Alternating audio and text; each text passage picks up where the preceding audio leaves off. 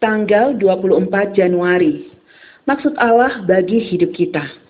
Renungan hari ini dalam teks aslinya berjudul God's Overpowering Purpose, yang secara bebas dapat diterjemahkan sebagai maksud Allah yang kepadanya kita diminta tunduk.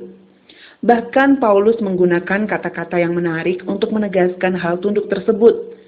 Dalam tanda kutip, tidak pernah tidak taat. Mengapa dan bagaimana Paulus tidak pernah tidak taat? Renungan ini mengajak kita belajar dari Paulus, ditundukkan oleh dan tunduk pada maksud Tuhan. Nas Alkitab hari ini.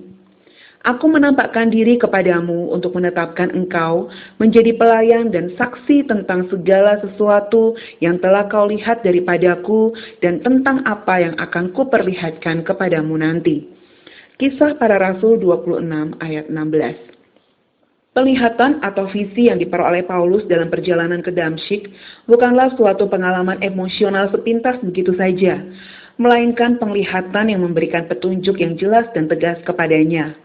Tentang hal itu Paulus menyatakan, kepada penglihatan yang dari surga itu tidak pernah aku tidak taat.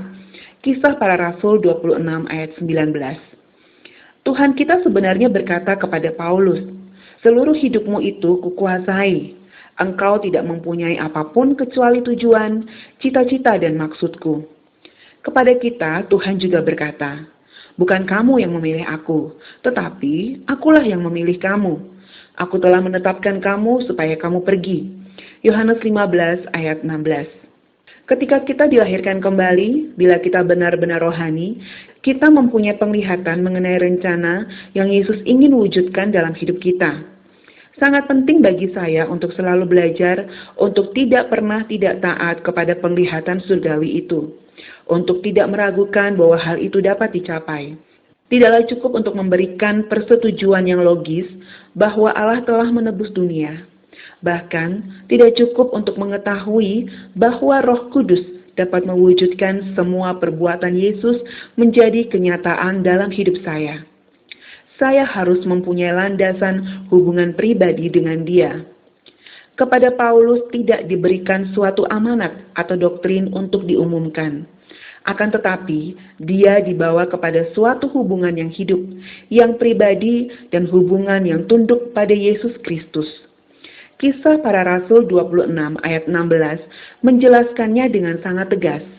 Menetapkan engkau menjadi pelayan dan saksi. Hal ini tidak mungkin terjadi tanpa adanya hubungan pribadi. Paulus mengabdi kepada seorang pribadi, bukan kepada suatu alasan tertentu. Dia sepenuhnya mutlak, milik Yesus Kristus. Paulus tidak memandang apapun yang lain dan tidak hidup bagi siapapun yang lainnya. Seperti dikatakannya, aku telah memutuskan untuk tidak mengetahui apa-apa di antara kamu selain Yesus Kristus, yaitu Dia yang disalibkan. 1 Korintus 2 ayat 2.